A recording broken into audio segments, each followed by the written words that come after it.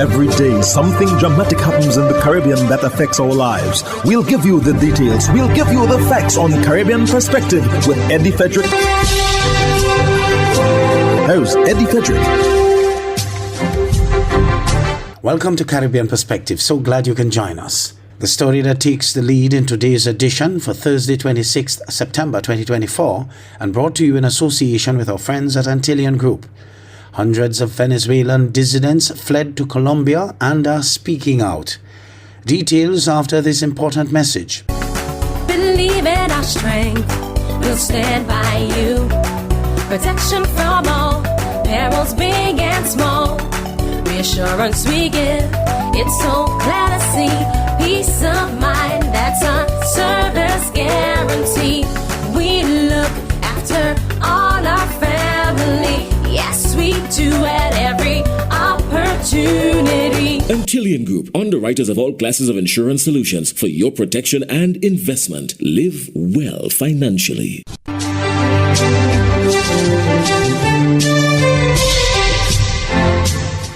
Welcome back. Hundreds of Venezuelan political dissidents have fled to neighboring Colombia in fear of what they call unprecedented persecution. That's after President Nicolas Maduro of Venezuela claimed victory in July's 28th elections, a result that's disputed by the opposition and questioned by foreign observers. Al Jazeera's Alejandro Rampietti reports from the capital of Bogota. 23-year-old student leader Angelica Angel says she started receiving threats the day after she voted in Venezuela's presidential election. She claims security forces followed her and intimidating messages were left on her phone. Incumbent President Nicolás Maduro claims he won the election despite evidence presented by the opposition to the contrary, sparking protests and a government crackdown. The governor of Merida State ordered the creation of a Justice and Peace Commission to investigate those protesting or not willing to accept the results of the elections. That night, I received calls with screams in the background. Then someone told me I was first on the list and they were going to investigate me for terrorism, so I fled. Angelica says she was targeted for participating in the opposition effort to collect the voting tallies that she says prove opposition candidate Edmundo González won the election. Like Angelica, hundreds of political activists, human rights defenders, journalists, and even simple electoral witnesses were forced to cross into Colombia in search of protection. The Together We Can Foundation says they have welcomed 178 Venezuelan dissidents since the elections. All share similar stories of being hunted down by Venezuela's security forces. Most insist their identity remain hidden. We need to be careful because our family members are still there and they risk being arrested or tortured by the criminal regime. We all know what they are capable of. Earlier this month, opposition candidate González fled to Spain, where he was granted political asylum. He says he was forced to sign a letter recognizing Maduro's victory. But the Venezuelan government insists González signed it voluntarily and that there's no crackdown on dissenters in the country. If you signed under duress, how is it that one of your daughters still lives in Venezuela peacefully with her family? We all have a place in Venezuela, but there is no place for violence or fascism here. But back in Bogota, Angelica says she will not give up. I don't think I can choose to get involved or not. I simply have to do it, because I don't think it's human to let people in your country starve or be tortured simply for thinking differently. Maduro's crackdown on protesters has left at least 24 dead and over 2,000 detained, with more foreign governments refusing to accept Maduro as the election winner unless the government releases detailed voting data to prove it. Alessandro Rampietti, Al Jazeera, Bogota. The anti-gang bill is now closer to becoming law after senators gave bipartisan support to the proposed legislation on Monday in Antigua and Barbuda's House of Assembly. It is among a raft of legislative measures to tackle the uptick in violent crime as well as youth antisocial behavior. ABS's Shanakisha Francis reports. In a significant legislative move aimed at combating the rise of organized crime, the Senate of Antigua and Barbuda has passed the Anti-Gang Bill 2024 following bipartisan support. This bill is very important, and I think that I want to give commendation as well to the crafters of this bill because of the magnitude of its far-reaching effect and impact that it's going to have on our young people and by extension the wider society. Senators point to the need for an all-of-society approach to tackle the uptick in violent crime. Government is looking at what it can do to ensure that we bring the legislation into play. But I'm saying that we have a social responsibility as parents. We have a responsibility as parents to make sure that our children act like children. The whole aspect of dealing with crime has to be a holistic approach. It's the home, it's the school, it's the church, it's the civic organizations, it's the village. It takes all of us. But we cannot fool ourselves because many of our homes are broken homes. Senator Jonathan Joseph emphasizes the importance of the church's role. But I want the Ministry of Ecclesiastical Affairs to make that effort to say to our ministers, our priests, our bishops and everything, that we need you on board, fully on board, as we address this issue along with what we're proposing here. As Antigua and Barbuda grapples with the complexities of crime, the Anti-Gang Bill 2024 is set to play a crucial role in shaping the future of law enforcement and public safety in the country. Shanakisha Francis, ABS News.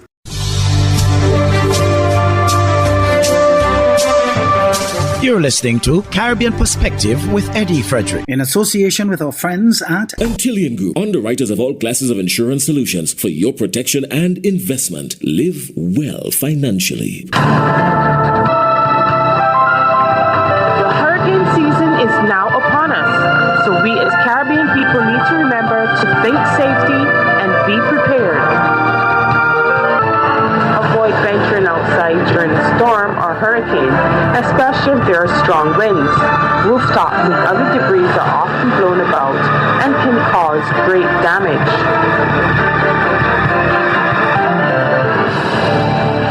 The Bahamian Prime Minister Philip Davis refutes reports of a rise in water rates. Devontae Hanna of ZNS News has more. Well, just as soon as it was made public, a curt response followed. The Prime Minister today moving quickly to shut down growing fears of increased water bills and new taxes on private wells. For more on that story, Devontae Hanna joins me live in studio. Devontae, what can you tell us? Well, Makushla, the Prime Minister, the Honorable Philip Davis, put it quite simply today, and he said those claims are absolutely false. And those claims came in response to the firm response, that is, that he gave to raise concerns that the government plans to raise water rates or impose taxes on homeowners with private wells. And this, of course, on the heels of reports detailing proposals from that Water and Sewage Corporation in its 2023-2028 corporate business plan that allegedly includes potential rate increases and new taxes on private wells. Now, a report in a local daily citing documents from the Inter-American Development Bank prompting public speculation that water bills were on the way up. But according to the Prime Minister, no such decisions were made. Has caused Bahamians to believe that the government has taken some decision to increase water prices. That is absolutely not true. There's no intention of government to raise water rates at any time, nor will it be taxing wells. In fact, the recommendations have been made many, many years for the taxing of wells dating back to the Pending administration and increasing of water rate dating back to the Pending administration. We do not intend to do either tax wells or raise water rate. Well, there you have it. According to the newspaper article, it was the Minister of State in the Office of the Prime Minister with responsibility for water and sewage, that's the Honorable Leon Lundy, who disclosed that proposals are part of the ongoing discussions, but clarified that these recommendations are still in the preliminary phases and have not yet been finalized. Now, when we did reach out to Minister Lundy, he opted not to speak. Well, Devontae, I think at this point, aside from the price increase, the other big question is what other further details was in that plan? Well, we understand that that plan also includes suggestions for increasing taxes on desalination plants and equipment for private wells, but these proposals, like the water rate hikes, are subject to cabinet approval for further review. And of course, the Prime Minister's statement puts it to rest, those growing fears, that is, of impending price hikes, emphasizing that no formal decision has been made and the government remains committed to affordable water access. And now for the regional roundup with Dacia Richards of HGP Nightly News out of Guyana. 2 men are dead after gunmen posing as police officers entered the premises and opened fire in Freehill, St. Mary, Jamaica, early Sunday morning. The deceased have been identified as 26-year-old Barrington Clark and 48-year-old firefighter Gary Samuels, both of the same address. Reports indicate that around 1:30 a.m., Clark and his common-law spouse were at home when they heard gunshots coming from downstairs of their 2-story house.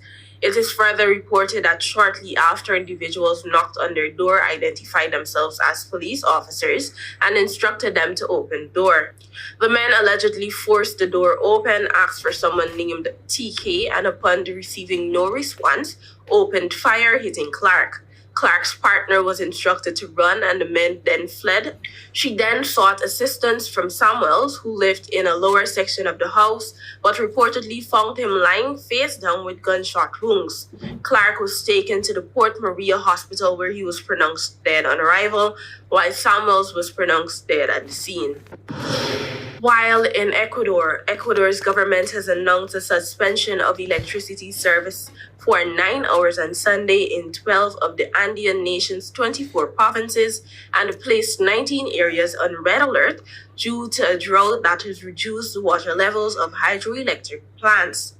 The blackout in the provinces will be from 8 a.m. local time until 5 p.m., the Ecuadorian presidency said in a statement released Saturday night on X. It is in addition to the government's plans announced on Tuesday for 8-hour nightly power cuts nationwide from Monday to Thursday.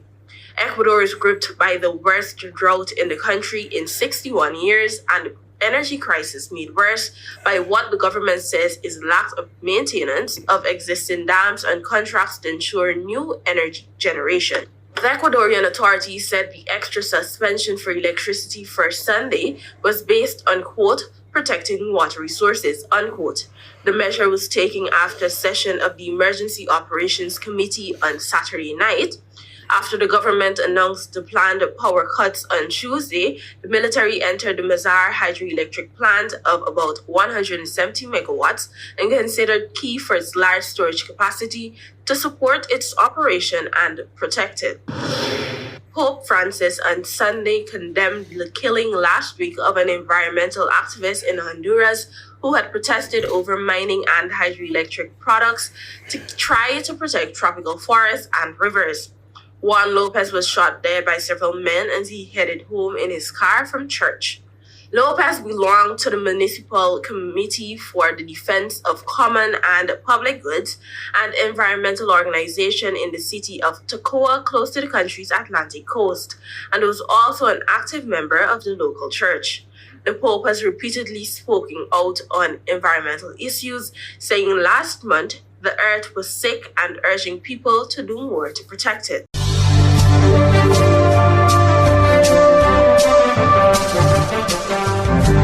I am Eddie Frederick. This has been Caribbean Perspective, a whole new approach to highlighting developments in the Caribbean. In the meantime, please follow us on Facebook and subscribe to our YouTube channel for daily regional news and more, in association with our friends at Antillian Group. Believe in our strength, we'll stand by you. Protection from all perils, big and small. reassurance we give.